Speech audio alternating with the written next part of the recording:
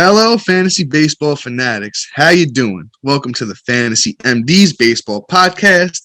Today is Monday, April 25th, 2022. It's our 16th episode. Your host, Dominic Martino. Here's my co-host, as always, Matthew Arne. Matt, real quick, before we get going here, I got to give you a shout-out. It was my brother's birthday yesterday. You know, getting a little older here, Matt. What are we, 31? Just got to give him a shout-out, my brother. Yo, appreciate doing this with you. You know, super excited. You know, we're getting it. We're getting it done finally. And just happy birthday, brother. Thank you, bro. Thank you. Of course. You're welcome. It was a good birthday. I got to see some baseball, tailgated all day, drank way too much. It was a good time. There we go, my brother. Sounds like you had a good one. I'm glad to hear. I got to get out there. We got to do a Bros Day, you know, just you and I for the, you know, celebrate. Sounds good to me. All right, my brother. So let's get into it. You know, going to start with our finger on the pulse as always. Today we're doing a little bit of a buy or selling. You know, Matt kind of came up with the concept of what we're doing today. So I'm going to pass it off to him. I'm going to let you start over here, bro. Yeah, so, you know, we're going to start off with a finger on the pulse of buy or sell, just like Dom said before. And essentially, we got two guys that are hot starts and two guys that are off to slow starts. And I know that especially these slow start guys, everybody has a lot of questions about. And you know, especially me, I have one of them and I drafted pretty high. And we'll start off with this, Dom. Are you buying or selling how Kyle Tucker started off the year? Well, right now, I'm totally selling on that. This is the real Kyle Tucker. In other hand, I'm buying all the Kyle Tucker stock that I can right now because I, once again, don't believe that this is the real Kyle Tucker. I'll read you off what he's doing so far in the year. It's only been 15 games, so you know it's early. Don't panic. 55 at-bats, only 4 runs, 7 hits, 2 bombs, 4 RBIs, 1 steal, 14 strikeouts, 6 walks, and he's hitting 127. Now, last year was Kyle Tucker's big breakout year. You know, he had the 30 bombs with the 14 steals, and he hit 294. I think that's more in line with what you're going to get here with Kyle Tucker. Baseball's a game of ebbs and flows, and you always usually see that return to the norm with guys like Kyle Tucker that have shown that they're, you know, a great baseball player, which he has been since going back to 2019. He's only 25 years old, and you know what? Spring training was a little bit shorter this year than normal, so I believe he's totally going to bounce back and be definitely worthy of where he was picked this year. So I don't think you're panicking right now. I'm thinking you go out and you buy the Kyle Tucker stock, and I'm selling the performance. Matt, I'm pretty sure you're in tone with me here, right? You nailed it. I have him in almost every league. I'm a pretty big fan of Kyle Tucker. I don't foresee this being a regular situation.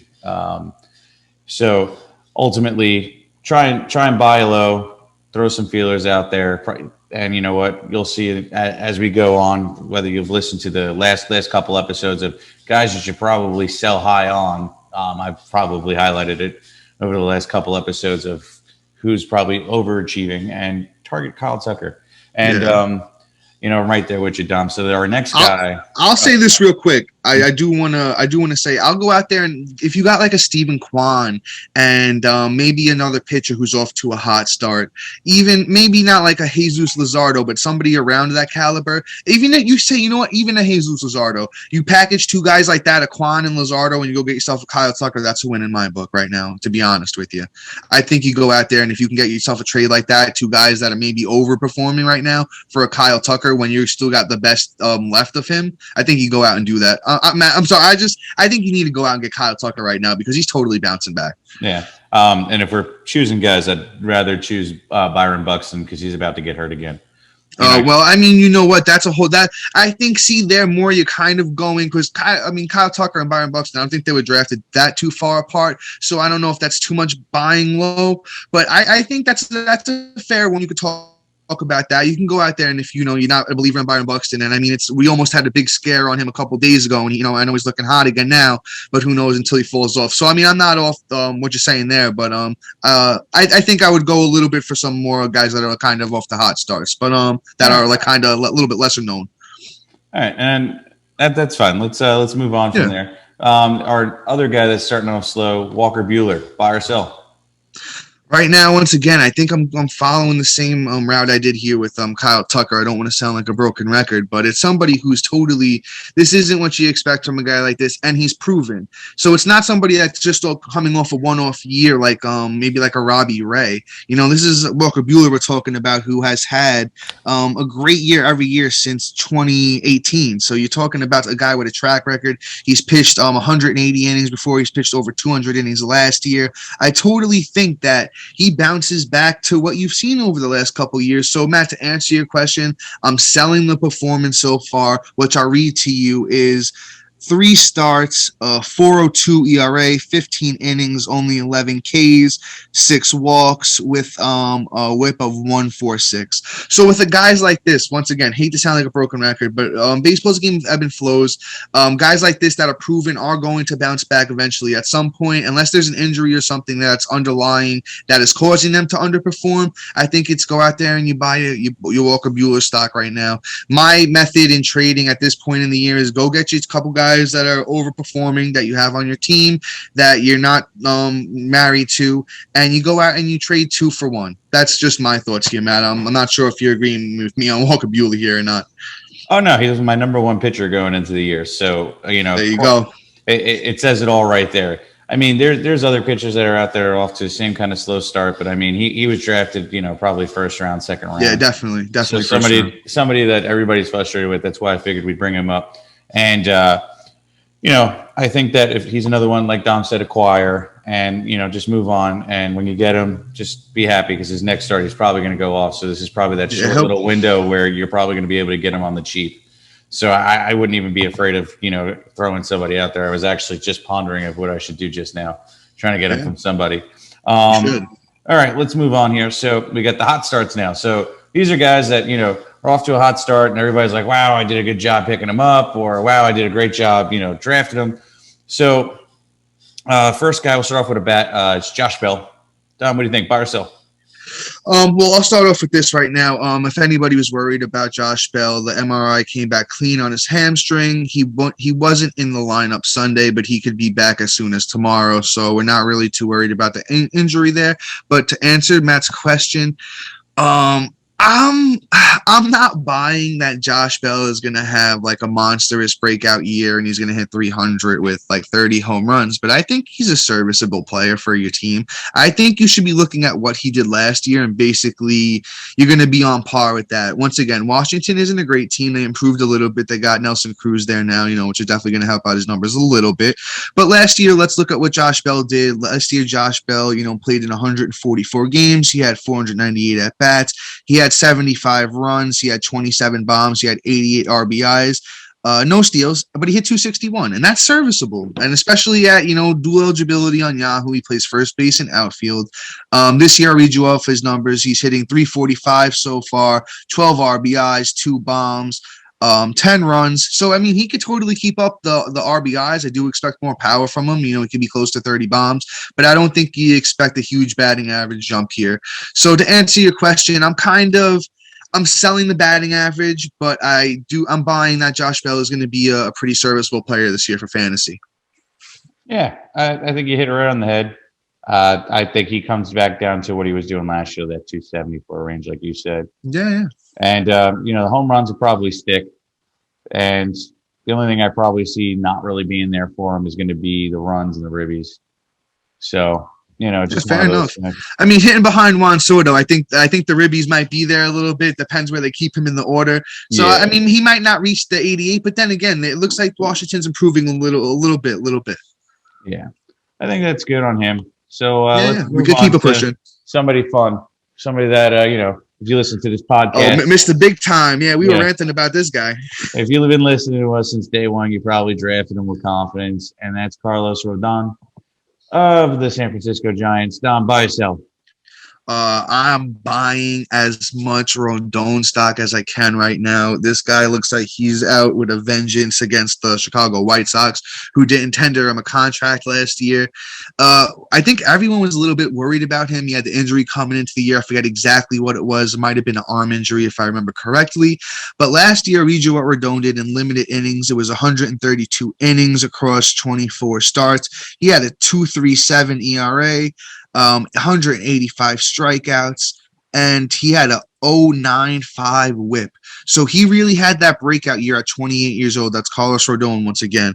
And I mean, he's just showing more of the same this year. Once again, I'll read you off what he's doing this year so far. 3 starts, 106 ERA, 17 innings, 29 strikeouts in 17 innings.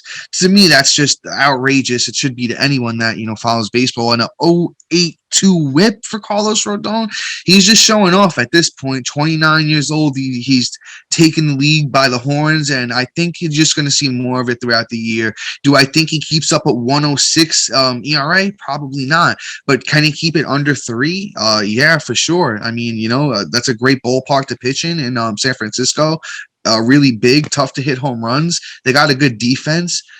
I'm just ranting at this point, man. I'm just going to pass it to you because I feel like I'm just ranting about this guy. Once again, bye, as NSYNC would say. Yeah, he's incredible. I don't know if anybody's going to be willing to trade him at this point or part ways. Yeah, unfortunately, might not be able to. And if you do, you're going to overpay because you're going to end up giving up somebody of somewhat of caliber. So he's not somebody I'm really going out there and trading for. Right now he is killing it. So if you have him, you can feel confident. You don't have to sell high on him. He's going to continue doing it, and just keep rolling with it, enjoying the sweet hotness of Carlos Rendon. So Don, why don't you take it away? We got a little news action and somebody wanted to highlight. Yeah, so this one is kind of special for me personally. We got to talk about Miguel Cabrera getting his 3,000th hit. Congratulations, Miguel. I mean, just shout out to round of applause. Silent one for us around here. Huge fan. One of my favorite players growing up, literally since I started watching baseball, and he was with the Florida Marlins back then. It was just one of the best players, 2-time MVP, Triple Crown winner, World Series winner, 11-time All-Star, 7-time Silver Slugger, 4-time batting champ. Guy's done everything. If you don't know about him, if you're a young, person, go watch his highlights, look at his stats. He's done everything. Just big fan of Miguel Cabrera, and congratulations. I don't know if we see anybody get to that accolade within the next, 10, 15 years. I think the next closest is Jose Altuve, and he doesn't even have 2,000, and he's getting a little bit up there. So, I mean, it's a big achievement. Hopefully we could see somebody else approach that, in our lifetime. But once again, congratulations, Miguel Cabrera, 3,000 hits. We'll keep it pushing here. But next one, this one kind of hurts. Matt, I don't know if you want to take the lead here. I mean, it's your boy. I mean, it kind of only feels right to let you take the lead on it. I'm wearing the jersey. Yeah, I know. This one hurts. It's killing me. Eloy Jimenez. It's the exact injury was a something with his thigh. Hold on, I'm gonna pull it up right now. Yeah, it's a hamstring. He's gonna miss at least 6 to 8 weeks with the hamstring. So that's bearing no setbacks. That's bearing if he actually starts his rehab assignment within 4 weeks. They're at least going to give him a 2-week run. This is just a shame. I mean, after last year where he went out, tore his pec, and now coming in here and, doing this now, it's demoralizing. I love the kid. I think he's a great talent. And right now he's a hole. Do not drop. Don't do that. And you're crazy if you think of that. And something else too for people in Dynasty, if you're thinking, oh my God, this guy is injury prone. He's not. So these are freak of nature things. This isn't a soft tissue issue. He actually got hurt. There is I believe a small tear, if I'm not mistaken. It's a strain, but I was reading something the other day. It was like a tear of some sort or whatever. Whereas, it's not something that's like lingering or coming back in and out. And it's not like he's hurting his fingers or things like that. He had 2 freak accidents. The kid is still 25. There's a whole lot of baseball in front of the kid. So I would hold him. And if anything, I'd go out and trade for him about 2 weeks when everybody's really feeling miserable about it. It's clogging up. Yeah, Matt, I'll say this. I think I'm going to make the point you were trying to make, I think, is that I don't think it's so much I think he needs to slow down. I see him like a young Bryce Harper, that they love the game so much and they want to do everything that they can to help their team win, is that sometimes they're overdoing it.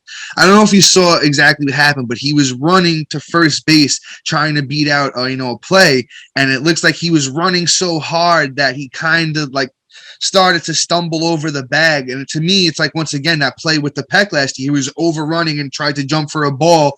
Sometimes you just got to, sometimes you don't have to beat every play out. You just got to run the ball out to first base. You don't have to try and make sure you're beating every single one out. He's not really a super speed guy anyway. He might be quick, but he's not really known for his speed. So slow down, Eloy. That's what we want to see you on the field. We want to see you healthy. We want to see you help. You're not only out there, helping yourself, your family, and the White Sox, but help fantasy owners as well. Hopefully, as Matt said, it looks like 6 to 8 weeks here, barring any big setbacks. Once again, Eloy, hopefully that hamstring heals up nicely and he's back soon. But I will preface it with this: I don't know if we mentioned this yet, but we're going to be doing waiver wires, and we're going to be covering Eloy Jimenez replacements. So you guys want to stay tuned for that part of the episode. Once we get done with the news and notes, we're going to not only him, but a lot of other guys are banged up. And once again, I feel like we've been doing a great job with our waiver wire segment. If you haven't been listening, I want to actually say thank you for everyone listening on YouTube. Shout out to all of you guys. You guys are the ones probably benefiting off of all the great news that we've been putting out there. So just guys, stay tuned for that part of the episode. But we're going to keep it pushing here with news and notes. This one not really so big, just kind of little one here. Michael Conforto will not be playing at all this year. He got some shoulder surgery done recently. It was an injury that he got in the off season. That's why he didn't sign. So hopefully we'll see Conforto back healthy next year. Maybe he'll be a steal at the end of drafts next year. We're just going to keep it pushing though. One we also hit a little bit last week. So just another quick note: Luke Voigt officially has hit the IL after that collision with Tyler Stevenson, bicep soreness. Last week Matt and I said last week, mainly Matt was had a great take on him. He's a hold right now. You don't really want to go out there and drop him. He could potentially benefit you later on in the season with that power. Especially Tatis gets back in that lineup. Him and Voigt and Manny, that lineup could be dangerous. Keep it pushing though. Mitch Haniger has hit the COVID IL. Could be really short. These COVID ones come to be in and out. Just keep your eye on that Seattle situation there. Once again, just going to keep it pushing here. You got to keep you guys informed with all the news and notes that we see that are important. John Means is getting Tommy John. He's going to be out for the season. So right now, I believe Keegan Aiken took that spot. But once again, Matt and I mentioned they got a couple good names there to keep your eye on. One is obviously Grayson Rodriguez. They'll throw him on the watch list, see what happens there. Luis Roberts day-to-day. I forgot exactly what happened there. If you bear with me, I'll tell you. I don't think it's going to be a big deal, though, as far as I remember. Matt, did you see what happened with Luis Robert there? I'm not 100% sure. I didn't, but I'm going to be faster than you. You probably will be, Matt. That's good. I'm going to be. No, here we go. It's something big, right? Yeah. It's a groin. Remains out. Expected to miss the remainder of the White Sox current season, which means he'll be back by Friday. It doesn't look like he's going to be out too long there. We'll keep it pushing. One thing I will say is... Yeah, go ahead, Matt. A groin injury could linger, could pop up again. So, just keep an eye out on it. It's not like he's a trade or a get rid of or a drop. It's just something that could pop up again. So be prepared and, just have a backup on your bench. Yeah, once again, him and Eloy need to slow down a little bit. They need that playing that they're young, athletic guys, and they just talk to Bryce Harper and he'll let you know how he won those MVPs. He slowed down a little bit. Mm-hmm. All right, we're going to keep it pushing here. A pitcher who was off to a slow start but was good last year, Anthony DeSclafani of the San Francisco Giants. He is visiting an ankle specialist Monday in Green Bay. I don't like to hear that. He was placed on the injured list with right ankle inflammation on Friday. So as I said, right now with all of the injuries and everything that's going on, and he has been off to a slow start. If you don't have that extra IL spot, he's a drop right now, unfortunately. And I think it's the same for this next guy, Matt. I think you're going to agree with me here. Mm-hmm. That's John Gray of the Texas Rangers, who also, I don't think he's been off to a great start either, as far as I remember. Matt, correct me if I'm wrong, but he is headed to the IL with a knee injury, it looks like. Yikes. That's upsetting. Yeah, right. Yep, left knee sprain. So, and I don't think there's a timetable on that one either. There was big expectations for him there in Texas this year, but it doesn't look like he's going to fulfill those. So, unfortunately, I think he's a drop as well. Another one here. We're just bringing it up because it's news, and if he pitches, it will be relevant. But that's Trevor Bauer. His leave has been extended again for looks like about the 8,000th time. This one's till the 29th of April. We'll keep you posted here on MDs if we hear anything different. But Matt and I have both agreed on this, and the longer it plays out, I think the more we agree, he's a drop. So if anyone's listening, JP. You should probably drop him. But all right, we'll keep it pushing. We're gonna head off to a guy who's been off to a decent start. That's the flamethrower Hunter Green. But I was watching a little bit of his start, and his velocity was down a lot. He went from averaging like 98 to averaging like 95. So I'm not sure what's up with him at the moment. They are gonna skip his start. They did announce that, so he's not gonna pitch this week. So keep that noted. Going forward, make adjust accordingly. Right now, I'm a Hunter Green owner. I'm a little bit nervous. I'm not dropping him yet. I kind of want to wait and see what the news is on him, if he's going to the IL or if, he's going to be fine. They're going to let him pitch again. And if he's going to pitch again, you roll him out there and you see how it goes. If he looks bad again, I'm sure there'll be more actionable news for after his next start. Matt, Hunter Green, you want to talk about Hunter Green a little bit? Yeah. The amazing prospect here that's finally showing up for the Cincinnati Reds. Yeah, I'm actually. It's not a good sign when a young prospect gets called up and they start losing velo pretty quickly. It actually kind of gets me a little scared, and I can probably see him being sent down or at least moved over to being more in a relief role. So, trying to look up at his stats for. I got you his stats so far. You want to read them off? No, not for the year. I want to see how many innings he pitched. Here we go. Career pitching. Last year? Yeah. So looks like 106. Yeah. So, and that was his first year really in the bigs, or I'm trying to. Well, that was the minors. He was in AAA and AA split last year. Okay. But it was his first year of real baseball though, right? Like minors, and I can't. Well, no. That's my he threw 68 in 2018. So it was his real first year pitching more than 100 innings. Right. So he's been slowly. He's only 22 years old. Right. So he's getting more increments up of how much work he's getting, and I think this is kind of, something that we're probably going to see him get sent down, and or Michael Kopech. And I think that's what's going to happen, to be honest. Yeah. So they're going to probably push off this start, probably the next start, and then you're going to hear, hey, he's going to be working out of the bullpen, and we're going to try and get him round up, and then probably second half they might light him up again and get him a couple starts in there. But we'll see what happens. It's not a good sign. Let's put it that way. Yeah, like I said, I'm agreeing with Matt that it's really not a good sign, and I think they're going to baby him a lot because he is only 22. He's never really thrown that many innings before. I'd be surprised if he gets more than like 125, 140 tops at the big league level this year. And I could see, like Matt said, he could be like Kopech last year. They go in and out of the bullpen with him. He starts and then he goes back. So this might not really be the year, but just keep an eye out on Hunter Green. He's definitely somebody who is an interesting player. All right, but Matt, I think it's time we do our big time waiver wire segment here, guys. And this week we tried to organize it a little bit better for you guys. We're going to start off with our pitchers first, then we're going to do hitters, and then we're actually going to do a closer segment. So you guys are going to want to stay tuned for all of this. And let's start it off with somebody who I'm a big fan of, that I literally went out there, made sure I scooped up in all of my leagues this morning because I wasted all of my moves last week. Hate you. And that's Christian Javier of the Houston Astros, somebody who, as you can tell, Matt and I are both a huge fan of. If you don't already know, it's a guy with an amazing track record, and I actually didn't know how amazing it was myself until I went and I looked it up. He's been great his whole career. His whole career, minors and majors. His worst ERA actually was last year, and that's a 3.55. So he's been absolutely amazing his whole career. He's 25 years old. I'll read you off his numbers just from last year, and this was across 36 games. 9 of those were starts.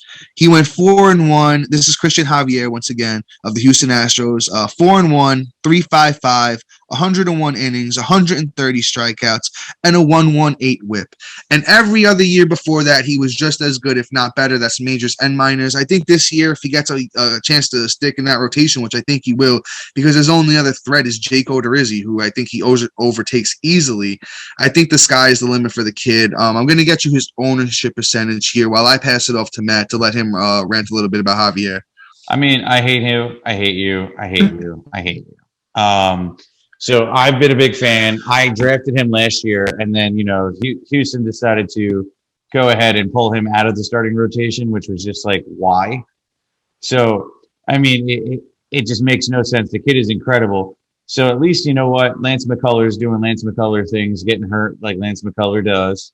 Helps our boy out, and I think he's going to keep this spot. Truthfully, I don't think that when Lance returns that he's going to even get this job back. Jake Odorizzi, I think, does keep his job, unfortunately. The only reason I say that is he's getting paid.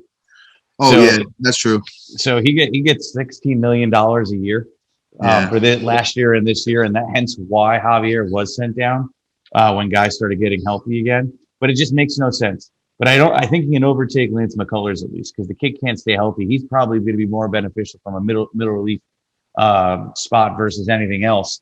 So let's hope they do that and not keep screwing over Christian Javier. And one thing I will say is if he's available in your league, he's your number one waiver priority in my opinion. He's going to be for a long-term stretch probably one of the better pitchers you picked up, and he's probably going to be that guy at the end of the year. You're going to be like, wow, thank God I got him because he did some work if he keeps We'll throw this out there. Well, right now he's 44% owned on Yahoo, so all of you guys need to go out there and fix that. Mm-hmm. I think he needs to be up around at least 80% owned at this point. So I'll read you off the little clip here, the little note that we got here. Dusty Baker came out and said that, Christian Javier is going to start this Wednesday against the Texas Rangers. It's a decent matchup right now. But it looks like they're going to be in a 6-man rotation. So I'm not sure if that's to take some pressure off some other guys, Verlander, maybe they don't want it pitching as much. They got Luis Garcia, who's young as well. Maybe they want to limit his innings a little bit. So I think maybe the thing that you'll see here is somebody gets hurt.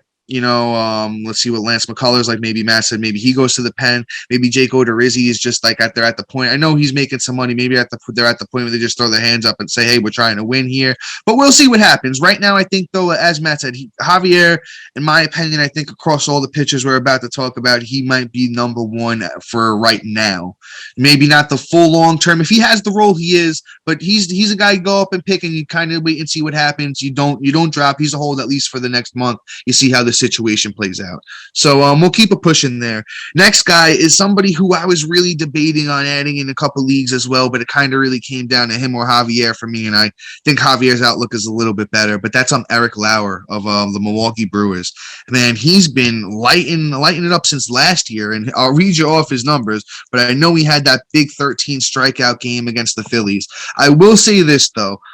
Angel Hernandez was behind the plate, and the word is that I didn't watch the game, but I did see a couple highlights. The word is that his strike zone was awful. Matt, I don't know if you saw the highlights of Kyle Schwarber freaking out on him, going, that's out. He goes, you're missing the plate on the inside. You're missing the plate on the outside. I was dying. It was absolutely hilarious. If you haven't seen that yet, go up on YouTube and watch Kyle Schwarber freak out on him. But hey, man, 13 strikeouts is 13 strikeouts. So on the year right now, Lauer has 3 starts, a 2.20 ERA, 16 innings, 23 strikeouts, and a 104 whip. Now, do I expect him to keep that up? No, not at all. But if you go back to look at what he did last year, Lauer in 20 starts, it was 24 total games, so he came out of the pen 4 times. He went 7 wins, 5 losses, 3.19 ERA, 118 innings, 117 Ks with a 1.13 whip. So he's definitely somebody that, if he's out there in your league, you go out there, you add him, and you see what happens with them. That one's getting Eric Lauer of the Milwaukee Brewers. He's probably in the top 3 to 5 right now, and the guys we're going to talk about. We got a good list of names for you here this week. So I would say he's in the top 3 to 5 guys you want to go out there and add. Once again, Matt, save me right now while I look up how much he's owned, and give us a little Eric Lauer talk, Matt. I like Lauer. I think he's good. I had him last year a little bit as when he had his. You did, didn't you? Of course I did. I remember that now. I'm a pitching guy. You know what I'm saying? I know. Kid's got some great stuff, and you know what? He's on a team that really prizes themselves and have really brought up a bunch of good pitchers themselves. So I feel like he's one that's benefiting from the pitching clinic that's going on in Milwaukee. So well said. Yeah. So I think he's another one. I'm not saying he's going to be the next Corbin Burns or Brandon Woodruff, but you know what? He's standing right next to those guys, and look what Freddie Freeman did to the bats on Atlanta. Can you imagine what those guys are going to do to this kid and everybody else that's pitching right next to him, the young guys? Matt, I got one for you. Big. I thought you were gonna go a different way with that. You said Freddie. I was like, oh, is he gonna go Freddie? How Freddie Peralta learned from Corbin Burns and Woodruff. Mm. Now Lauer's doing that. That's how I thought you were going. But you know what, man? I truly think that's well said with the pitching staff there. I was thinking of it earlier when I was writing down, the show notes and everything. But you know what, Matt? Way to bring that up, because I think Lauer's sitting there learning from those guys. And how old is he again? 27 years old, man. That's at the age where you're still making those changes. You gain a little velocity. You're in the gym a little bit pumping. Getting a little bigger, a little stronger. Man, Eric Lauer might be a breakout this year. I mean, even with that big strike zone, hey, maybe he's not a huge strikeout guy, but who's saying that he can't give you a good ERA, a good whip? Win those games in Milwaukee, man. Eric Lauer might be a top 3 ad this week, and once again, he's only 40% owned on Yahoo, even less than Christian Javier.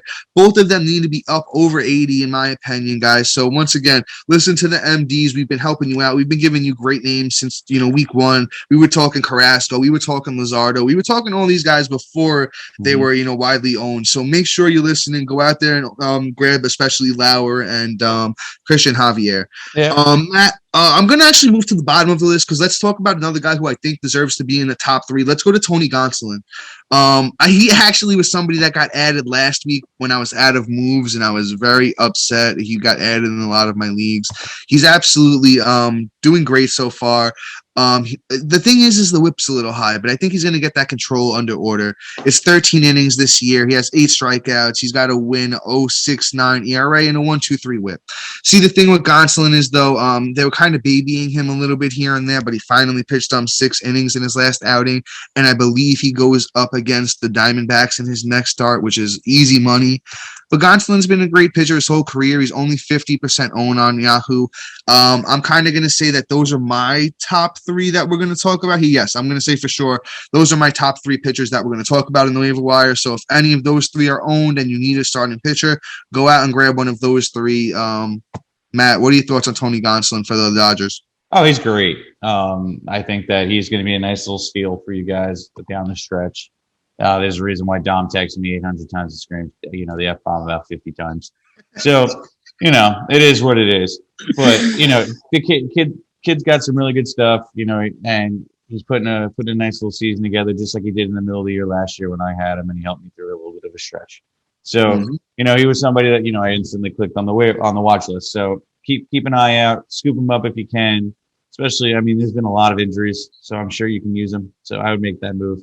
All right, I think we should move on to our next guy, and that's Jameson Taillon. Jameson Taillon. Yeah, I can't say that guy's name. It's all right. It's all right. So, don't hate me, Jameson. But we'll do a shot of Jameson together with him one of these days. I hope so. That'd be cool. But that'd be really cool. Anytime, Jameson Taillon, take us up on that. The shots of Jameson are on us. I am clipping this for a reel, and I'm tagging you in this tomorrow. Oh, totally. Yes. Totally. It's done. Let's do shots. Anyway, so Jameson's one of those guys that I was hoping was going to, really break out when he got to the Yankees, because, Pirates love to give up, Cy Young winning pitchers, which is just bonkers. So he's one of those guys that were a high-end pitching prospect all those years ago, and he's still pretty young. I think he's right under 30. So he still has a little bit of potential. He knows Garrett Cole pretty well. He knows he's 30. He's 30 this year. He's 30 now. And he's one of those guys who was like him and Glasnow were getting called up at the same time. And honestly, Dom actually thought Taillon was Matt, are you gonna steal my story? Yeah. I can't believe this. This guy's gonna come out here and he's gonna steal my whole segment. Yes. I'm getting it ready in my head, and this guy over here. Yeah. Oh, you can go, keep going. So Dom was like, oh, I love this kid. He's good. They kept him. That's why they let go of Glasnow. Even though Glassy's like one of the best pitchers. Yes, sir. So Dom had a really high hope. So when he got shot over to the Yankees, I'm like, yes, he's out from under him. And meanwhile, he got injured, and then he flopped last year. But I think, you know what? If you hear me say this a million times, when a guy goes to a new team, they don't really perform as well that first year in that first contract. There's a lot of life stuff going on. We forget these people are human beings. So now I think he might be coming into his own. I'm not saying, he's your number one waiver priority. He's going to be the next Glasnow, but I say there's that upside, and I say at least keep him on your watch list. And if you're hurting right now, he wouldn't be a bad ad. I would think he's probably my 4th out of all these names. And you know what? He's somebody that I'm strongly considering picking up at some point. Not today, not this week, but he gets one more good start under his belt, and especially on the Yankees, I'm scooping him up. Yeah, I'll say this, Matt. This week he's got the Orioles coming up. I forget what day of the week it is, but that's a money start. So he's 37% owned right now in Yahoo. So if you need to start this week, go out there and get yourself some Jameson Taillon, and you're going to be happy with the results. I will say this: I'm not gonna. As Matt already told you most of the story. What happened was after his 2018 year, I'll just read you over stats real quick. In 2018, as a 26-year-old, Jameson Taillon had 14 wins, 10 losses, across 32 starts, a 3.20 ERA, 191 innings, 179 strikeouts, and a 1.17 WHIP. So the thing was, he was kind of breaking out around the same time as Walker Buehler and Jack Flaherty. So that year in our draft, I kind of had like the last pick. Walker Buehler goes like to Matt took Jack Flaherty at like 7, and then I had like the last pick, and he was the last one left. So I was like, all right. And those were my big 3 that year. So I was like, all right, I'm taking Taillon. And I was super high on him. And then the next year he got hurt, only pitched 37 innings. Then he came over to New York. And as Matt said, these people are adjusting. You're buying a new house. You're learning a new lifestyle. You got to figure out, the restaurants and all that kind of stuff. That stuff kind of, you got other stuff going on in your mind besides baseball, So then when you could kind of lock in and just, your routine's already down pat and you could just focus on baseball. Hence, look at Nolan Arenado this year in St. Louis, just totally, just doing Nolan Arenado things now, which if you listened, I had him very high at third base. But, once again, we're talking about Jameson Taillon. I'll read you off what he's doing so far this year. 3 starts for Jameson, 3.07 ERA, 14.2 innings, 13 strikeouts with a 1.09 WHIP. So I think he's going to be very serviceable this year. I think he could keep the ERA under 4. Hopefully he could keep the WHIP under 1.20. And I think he's close to a strikeout per inning. So I think, like Matt said, with Christian Javier, you might look back at the end of the year and Jameson Taillon still sitting on your roster, and you're like, damn, he got me through a whole year with, some pretty good starts. So, 37% owned is too low for me right now. I think he needs to be up around 70. If I'm looking over the list of names here about to talk about, yeah, he's probably number 4. There's one other interesting one, but yeah, I'm gonna be in step with Matt right here, and Jameson Taillon is probably my number 4 across the list right now. We'll keep it pushing to actually somebody who I think could be there challenging him. We haven't seen much yet, but Jordan Hicks of the St. Louis Cardinals. I was going to say Arizona Cardinals. Jesus, what am I thinking? But of the St. Louis Cardinals, finally got his first start. He was okay. He was not great. He pitched only 3 innings. He gave up a run. He had 3 strikeouts, and it looks like he gave up a couple of hits, couple of walks there. But you know what? He's a young kid. He, he throws gas. I think he's somebody, who could be sneaky there for the Cardinals, and maybe this is a year where we start to, take note of Jordan Hicks as a starter. Once again, he reminds me a little bit of Hunter Green. He throws over 100 miles an hour, and he's been a pretty good prospect for a while. So with the Cardinals finally giving a chance to start, I think he's very, very interesting there. Might be around 5 here for me, and the guys we're talking about as far as starting pitcher goes. Only 23% owned here on Yahoo. Yeah, I mean, I hear you. He's actually my lowest on the list, and it's only because I think he gets this next start at 3 innings as well. You know what? It may be trying to get him a little bit more experience at opening up the game, because they could be doing a starter role like they did in Tampa a couple of years ago, where they bring in the middle relief guy a little bit earlier, but they kind of get him a taste of opening up the game versus getting it in a middle position, and then maybe down the line give it to him. And this is me all being me trying to get into ownership and management's head.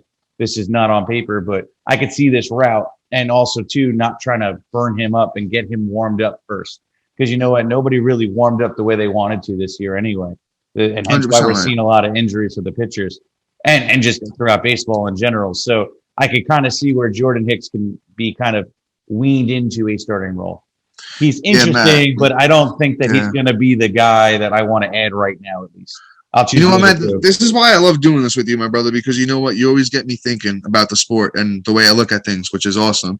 Because you know what? You're actually right. He hasn't pitched a lot of innings over the last few years. Last year, he only pitched 10 innings. He didn't play during 2020. The year before that, with 2019, he only pitched 28 innings. So the last few years, he really hasn't shown much. I could actually see, like Matt said here, maybe they're doing like a little opening thing here with him. But if he does get stretched out, maybe towards the end of the year, we're going to be talking about him a little bit more. So maybe he's more of a watch list guy. See, you know what? I do like that, Matt. You're making me move from down a little bit on my list here too. I do appreciate that. You know what? Jordan Hicks, a little bit down, but I think he's just somebody throwing the watch list, and you kind of keep an eye on what he's doing. Matt, so who do you want to talk about next on the list of guys we got there? You know what? This is my number 5 guy, and that's going to be Dylan Bundy. Right. You know what's funny is everybody always adds Dylan Bundy in the beginning of the season every year. He always has like a month or two of just being like lights out, and then he usually gets hurt or finally, you know. He had the big 2020. Yeah, but that was 2020. It was like 60 games. So, you know what? Like, I'm going to take it. I'm going to ride the wave while it's coming. So, you know, right now, just so everybody knows what he's doing, he has 3 wins, 12 strikeouts, throwing .59 ERA and a .72 WHIP. You know, it's incredible. But I mean, it's within 10 innings. I think 15 innings. I apologize. 15 innings, yeah. 15 innings, and he's done five apiece. So they're not even letting him get deep into the games. And if you play into like a quality start, you know, category or things like that, or you're in a points league and get extra points. You know, he may lose out on the win opportunities. He may lose out on the quality starts. They may pull him earlier, and that could affect a lot of other things. That's where like his downside is. But if they're letting him ride 5 and hopefully let him get 6, and he can keep building off this, I think he's going to be valuable. And you know what? He's worth an add. And right now his ownership is 56%, so it's, you know, right under the 60. People are starting to realize, hey, Bundy's doing his thing again. Let's ride the wave. I would pick him up if he's available. Yeah, you know what, Matt? I like Dylan Bundy as well, and I'll tell you this: he's 29 years old, so I think it'd be silly for not to let Minnesota to let him ride. But I'll tell you this: I do like that they know when to pull him. That's an underrated thing from managers. Sometimes I'll be watching a game and, you know, a guy will be at like 80, 90 pitches and, you know, it might only be 5 innings. You'd be like, all right, but that's enough. You know, you as a viewer, as a fan, you could watch him, see him, he's getting tired. Maybe he starts missing his spots a little bit. But sometimes the manager's like, nah, throw him back out there for the 6th. And then, you know, it goes from, I'm going to give you a perfect example. Luis Garcia, yesterday, a pitcher that I'm a big fan of, somebody I ranted about before the season. He was pitching against Toronto. Great start through 5 innings. He only had given up like 2 runs, you know, a couple strikeouts, but the whip was super low. I think the pitch count was getting up there. They throw him back out there. He gives up a, you know, walk and a hit and then a 3-run bomb. So it goes from a 2-run outing to a 5-run outing. And, you know, it looks kind of bad to where it looks like, you know what, if they can manage Dylan Bundy right, maybe he does have a 2020-ish type year in him, you know? He was always a highly touted prospect. I mean, I'm not going out there and saying that he's going to have, you know, one of the top guys that we talked about, a Javier or you know, a Lauer type year, but I think, you know, he could be right under that, like Matt said. Maybe he's around, you know, 5 or 6 for me personally as well, you know, on the list here. But you know, you could totally do worse than Dylan Bundy. I think you know, you go out there and you add him if you need him, if no one else that we said, you know, above him is available to you. Yeah, absolutely. So we got this last pitcher for you, and that's Tyler Anderson. You know, it's funny, he's actually somebody that always at some point in the season ends up on my team. So he's also a journeyman too. He's been on a lot of different teams, and it's wild. I didn't even realize he's on the Dodgers, which is actually yeah. That's a big thing. Pretty interesting. But thing about Tyler Anderson is he's always been like a 4 ERA, 4.5 ERA kind of guy, at least ending the season. But what he normally does is he does what I was saying, like that Bundy does, and has like a month or two of pure genius. And right now it looks like he's doing it. So he's had, what's the starts look like right now? So he's had 3 starts with 2 under 3. He had 2.25 ERAs with a 0.5 WHIP with 4 Ks to boot. You know, that's pretty nice. And, you know, being that he's on the Dodgers, he's going to have those win opportunities. And even his other start that he started on Saturday, he still had a 3.86 ERA, which I'll take. You know, that's not killing my ERA. And you know what? He may not get you a lot of Ks, but he won't hurt you either. And again, that may be a free win if you have a nice juicy matchup, you know, and if he has 2 starts in a week, and those 2 start weeks where you're playing weekly waivers and weekly lineups, which I don't ever recommend. Yeah. You know, if you're doing that, he may be very valuable for you if you're doing the NFBC leagues as well. So, you know, deep leagues, I definitely hook it up. And also too, shoot, I lost it. I believe he was 14% owned. So, you know, it's somebody, yeah, I believe he was 14% owned. I already got it here. Here we go. So yeah, 14% owned on Yahoo. So, you know, he's definitely widely available. probably nobody's looking at him. You could drop him, pick him up, whatever you want. And he's probably somebody that's gonna, help you get through a week, especially if you need somebody. And you know what? If you're league, I hate it, but you know what? You gotta do what you gotta do to win. Pitching and ditching. You can pitch and ditch him all week. Oh yeah, guys. That's another thing, guys. Some of these dudes towards the end here, feel free to stream. The streaming's a great thing to do. If you need an extra start here or there, hey, don't be afraid to pick a guy up and then drop him off, after he's helped you out. I do that every now and then. I know a lot of owners do. If you're not familiar with it, hey, go out there and start doing it. It will definitely help you out here and there. And that's in leagues where you can make those moves and you have the ability to do that. I know some leagues you're not able to. In leagues where that's okay and you got the moves, hey, burn them. They're not doing any good if you don't use them. Amen. But we're going to keep pushing here. We might run a little bit long on this one. We want to try and run through some bats here with you. Matt, one of your boys, Matt, I know Matt picked this guy up heavily, so I might as well let you lead with this one. Jock Peterson, Matt, go ahead. Yeah, so Jockey Jock, he's always been killed in the Dodgers with platooning and whatnot. And it's funny. I don't know if you know this, Dom, but you know what he was about to go do before the season started? What was that? He was about to go play overseas. He was about to go play really? Korea. Yeah, and then I forgot who hit him up. I forget. It'll come to me later. Somebody hit him up and like, yo, what are you doing? He's like, yeah, I'm about to go play in Korea. And he goes, oh, no. You want to come play for the Giants with me? And he goes, wow. Yeah. So the next day he got a phone call on a 1-year deal. So there you go. Yeah. So it's crazy. And what's funny is, though, I'm surprised he didn't get picked up because he had a great season last year when he got traded from the Cubs to Atlanta. It very sad to see that he didn't go anywhere. And I'm just like, I'm mind blown because the kid has a great talent. I'm a truther. And what he did in Atlanta in 194 plate appearances and let me see, and 173 at bats last year was just incredible. So he had, sorry, I hate baseball reference. Nah, you're good.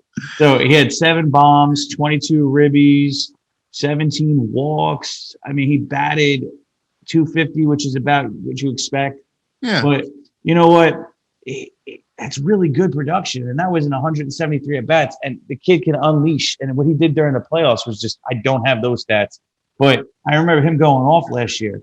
And you know what? He's kind of rolling off of what he was doing out there. And I'm just like, yes, let's go.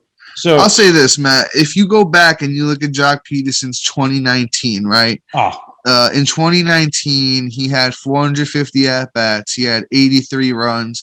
36 home runs. Once again, I'll repeat that. 36 home runs, 74 RBIs, and he hit 249. Right? And Matt, what did you say he hit last year with Atlanta? 249. So what I'm expecting from Jock this year is 30-plus home runs. He'll have a lot of RBIs. Those San Francisco Giants love to get on base. So he could get you 80, 90 RBIs. And Matt, what is he going to hit? 249. So, exactly. That's what you expect from Jock. And look, guys like that are great. Look at Adam Duvall. Look at Max Muncy. Guys like that hit around 250 with 30-plus home runs, 100 RBIs. Always super useful in fantasy baseball. And I believe he was 56% owned on Yahoo. Go out there and move that up, guys. He might be my number one guy on this list. Yeah, if not, he's up there. All these guys, a lot of them are kind of similar, do similar types of things. So this might be a more of what fits your team, because pitchers are just pitchers. But this, if you need power, I'd say he's a power guy. So if you need power, you need RBIs, go out there and get Jock Peterson, only 56% owned on Yahoo. And he's killing it. He has 10, oh yeah, Matt, what's he doing this year? What's he doing this year? 10 runs, 5 bombs, 8 ribbies, a steal, batting .364 right now, I might add, which is just mind-blowing. So I'm just like, I'm super impressed. I'm very happy he didn't decide to go play overseas. And you know what? I picked him up literally everywhere. So yeah, let's get it rocking. Dom, you take the next guy. Yeah, next one we got here is actually somebody who was a big-time prospect. This is Brandon Marsh of the Los Angeles Angels. Anybody seen this guy? He has a great beard. I just need to throw that out there. This guy's beard is down to like he gives Charlie Blackmon a run for his money. I'll tell you that much. But 36% owned on Yahoo. So far this year, he's hitting .306. He's got 2 home runs, 13 RBIs, and a steal. I will say this, that he was he had a stomach bug, so he's missed the last couple games, but I expect him to be back out there soon. He's a great player. I'm gonna read you off his minor league stats. I don't have them up right at this second, but I am pulling them up. He's been a great player his whole career. He hits a little bit home runs, got a little bit of steals. I think in this Angels lineup with Ohtani, with Trout, with all these guys, I'll say this: during his minor leagues career, he's been, like I said, a good power speed guy with a pretty good batting average. So I think you could be talking about a guy that hits maybe 20 home runs with like 10, 12 steals, decent 280 batting average. And then, the runs and RBIs are going to maybe be a little bit light because he might be hitting lower in that lineup. But he's somebody that you can go out there and you could add if, Eloy's hurt, 36% owned on Yahoo. If you're missing Eloy and Jock's not out there and stuff like that, I think he's one of those guys. You go out there, you give him a shot. If he doesn't do anything, you just drop him like it's hot. Amen to that. I mean, I'm pretty satisfied about what he's doing so far.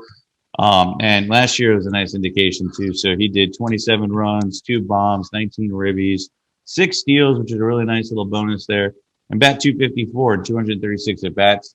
It looks like he's taken that and kind of rolled with it this year. And you know what? He's batting 306, which is kind of really nice. And still already has 2 home runs, and he did it in 36 at bats. So that 20 home run possibility, like Dom said, is possible, possibly more, depending on how hot he feels like being. Yeah, he's only 24 years old too. Yeah, guys get big. Guys start getting their man body control, and once they become a man, it starts getting piling on the home runs. And that Angels lineup, there's a lot of bats that could teach him how to hone and skills.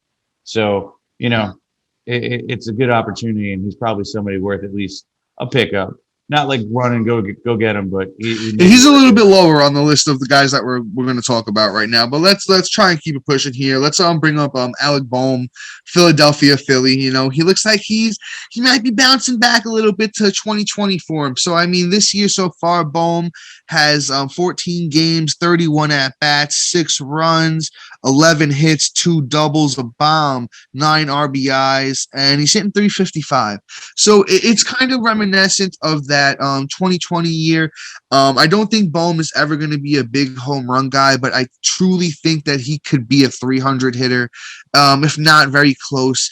The Phillies lineup is absolutely deadly this year. Third base is a tough position, and Bohm is currently only 43% owned on Yahoo. He's somebody that you got to go out there and grab right now, to be honest with you. Maybe not in deeper leagues, but definitely in 12-man leagues, 15-man leagues. If he's still out there, you got to have Alec Bohm on your team right now.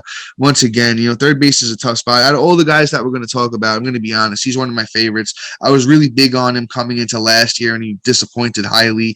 I just think that he's still very young. He's only 25 years old, and I think that he could bounce back. He was a highly touted prospect. Once again, go out there and add Bohm right now. One of my favorites as far as hitter goes, for the waiver wire segment this week. Yeah, I mean, I like Bohm. I don't know if he keeps this up. He has a little mental issue. Fans are yelling at him. He literally just, not really that great. I don't even know if he wants to be here all that much. But you know what? At least he's chucking along. And even if he gets his stuff together, I don't think he's a 300 hitter. I think he's more like a 360, 370 kind of guy, in between maybe a 265 guy. But I do think the home runs are there if he actually does get his stuff together. He's 6'5", and he does have power. I think that it's just a matter of, is he going to get in the groove like he did in 2020? So let's see what happens. I'm kind of hoping they kind of ship him off and call it a day. Because I think he'll probably benefit from getting out of Philly, because the Philly fans are rough. Once you start messing up, I'll tell you this: get going. I don't know if you saw this, but the day after he said what he said, the fans came out and they gave him a standing ovation because he owned it up. He came out, said what he said, and then he came back, and I think like the next morning they spoke to him and he was like, "Yeah, I was just frustrated." So he kind of owned up to it. And then when he came up for his first at bat the next time, they gave him a standing ovation. They were kind of like, "All right, if you're going to be a man about it, Yeah, but again, though, they let you know when he's bad, and he's a head case. So if he can't handle the pressure of being there, he's going to want to get out. So I think if he starts going in a downward trajectory, I don't foresee him coming out of it. I don't think he has long-term value if he starts getting in his own head. So he's not somebody I'm running out to get. He may be a stash if you got a long bench, but I'm not wasting my time with him, truthfully. Yeah, see, I mean, I don't think we're on the same page on that one because I'll be honest. I think right now is the time you go out and you get him and you kind of see like what's going to happen because you know what, man, if he keeps this up, he has a great minor league track record. He had that great 2020. So I think a lot of people know the name and he might be gone before you decide that you want to make that move. So I mean, if you do have a need at third base, me personally, I would go out there and I would take the chance on him. But we could keep it pushing though. We're kind of running a little bit long here. Somebody that we have to mention, Matt, is the league leader in stolen bases. That's Jorge Mateo of the Baltimore Orioles. See, he was another highly touted prospect that's kind of showing out this year. The Orioles don't really have much, so you know what? This kid's gonna play. So far, I mean, he's 27 years old, so he's a little bit older. But the thing with him is, man, boy, does he got some big stolen base totals here in the minors. If I'm reading this correctly, in 2015, he had 82 stolen bases. So then he's got a 52 bag season in 2017. So this dude can run. If you need steals, you go out there and you get you a Jorge Mateo right now. I'm not going to guarantee you any other stat besides stolen bases. And stolen bases are tough these days. So, we're trying to, here at the MDs, we're trying to cover, all league sizes, every stat you might need and everything with that. Jorge Mateo, guys, 21% owned on Baltimore. And go out there and get him, Matt. Do you want to say anything about him here? No, I think you pretty much covered it. The only thing I will say is, too, he has a lot of eligibility. I don't know if you covered that. I'm sorry. I did not. So he's got second base, which is very valuable, shortstop, and outfield. So, beautiful. That's a multi-positional player that can help you out, especially if you have corner infield or, you just need a second baseman. Steals is very valuable. So, you know what? I think we're good. Yeah. I don't think we need to do any more deeper dive in somebody like that. That was perfect. Let me just roll up, and we're going to talk about our last bat here, and that's Charlie Blackmon. Now, we probably haven't heard that name in terms of fantasy value in about 2 years. So 2020, he really didn't have such a great year. And then I don't even think last year was all that notable. Actually, he was okay in 2020, Matt, real quick. He hit 303. He had 286, actually. I know. He hit 303. 270. 2020? 303. Sorry, 2020, yes. Last year, he had 270. He didn't do Blackmon. Last year was a bad year. He didn't do Blackmon things. He also stopped stealing bases. So that's where, he really lost his value. And the home runs came down big time. Because last year he had 76 runs, 13 home runs, 78 ribbies, and 3 stolen bases batting 270. That ain't Charlie Blackmon of the past. He's kind of getting up there in age. And, also Nolan Arenado's gone. Trevor Story's gone. But at least you got Chris Bryant now. But you know what? This year, he's looking good. He's got 9 runs, 2 bombs, 8 ribbies, got a stolen base, batting 286. That'll probably come up to 300. Hopefully he returns that at least to norm. Now that he's got somebody else in the lineup to kind of inspire him to do better. Because to be honest, Trevor Story wouldn't do it for me anyway. So you know what? It's kind of maybe he's found a little motivation to get behind the plate and give it a little oomph. So I think he's a good add. I think he's actually one of the better bats to add. He's probably my number 2, maybe number 3. It's up between him and Marsh. And, you know what? I think that, he's definitely an ad for me. Yeah, 58% owned on Yahoo. I'll just throw that out there. And only thing I really want to say about him before we move on is that last year, as Matt said, no more Nolan Arenado. Trevor Story was a little bit banged up, didn't really perform himself last year. So what was Charlie Blackmon playing for? This year they're winning. They got CJ Cron hot. They got Chris Bryant hot, McMahon. They got a couple guys there that are swinging a hot bat. They want to win this year. So I think, as Matt said, that batting average comes up closer to 300. I think he can hit you 20-plus bombs. I think the runs and the RBIs will be sufficient as well. So I agree with Matt. He's definitely one of the top 3 waiver wire bats, probably number 2 for me, waiver wire bat of week 3 here. So go out and get you some Charlie Blackmon. All right, guys, we're going to run through this closer segment pretty quick. We apologize. We're just running a little bit longer than we thought we would here. So I'm going to read you off a couple names here. Matt, you're going to kind of just give me some of them that you like, and we'll do a little bit deeper dive on a few of them. So right now we have Emilio Pagan. Looks like he's closing for the Twins as of right now. Jorge Lopez looks like he's closing for the Baltimore Orioles right now. Danny Jimenez is closing for the Oakland Athletics while Lou Trevino is out. Looks like Kansas City is in a committee right now with Scott Barlow and Stalmont. I forget forget his first name. I believe it's Josh Stalmont. And then Lucas Sims is officially back off the IL and closing for the Cincinnati Reds. I do just want to mention that Michael King and Clay Holmes have been fantastic out of the bullpen for the Yankees. So if you're in a saves plus holds leagues, those guys are getting a lot of holds and they're doing big things out of the bullpen. Matt, you just want to read me off a couple of your favorites, and then I'll rant about mine as well. Yeah, sure. So, I mean, Jorge Lopez is probably the most valuable out of them all. He's already got 4 saves, so it looks like whatever he's doing, he's got that locked down right now, at least for short term. And then Pagan, hopefully I didn't butcher your name too bad. I think he's good for now. He's got 2 saves, so that's really just the key for me with relievers. Everybody else is kind of whatever for me, but those 2 are the guys that probably, if I'm in a saves position where I really need them, those are the 2 guys I'm really targeting. And then Jimenez is another guy that's interesting. He's got the job pretty much until what's-his-face comes back. So, just hang on and just ride the wave with him until he's back. Yeah, Lou Trevino. Yeah, there we go. Yeah, I'm in sync with that pretty much here. I like what Jorge Lopez is doing. 49% owned on Yahoo. That's for the Baltimore Orioles. They're going to be in a lot of close games, and any game they win is probably going to be pretty close. He's going to get you a good amount of saves. Looks like he could take the run with the job there. I do like Lucas Sims. He was good last year for the Reds. Once again, not a good team. Probably going to be in a lot of tight games. Just came back off the IL, so he's only 23% owned. You can go out there and snag him. Emilio Pagan, once again, has closer experience. He's been, pretty good throughout his career. He's another go out and grab, 20% owned right now. I'm actually looking good on the year with a 1.80 ERA, 1.20 WHIP, 5 innings, 6 Ks, 2 saves. Once again, who else do we got here? The everyone else is kind of really not too actionable in my opinion. You can go out and get Danny Jimenez if you need somebody in the quick time. If you want to mess around with the KC committee, you totally can. Stalmont's my favorite there personally, and then you got the 2 Yankee guys there if you're in saves plus hold leagues. Well, and guys, we're going to just call it there. It's been a good one. We appreciate you guys listening as always. Guys, please go out there and keep blowing us up on YouTube. We appreciate it. You got any questions, comments, concerns, anything you feel like saying at fantasymds, gmail.com. Also on Instagram, everywhere else you could find us. And we'll be here again with you on Thursday. Until then, see you. Peace.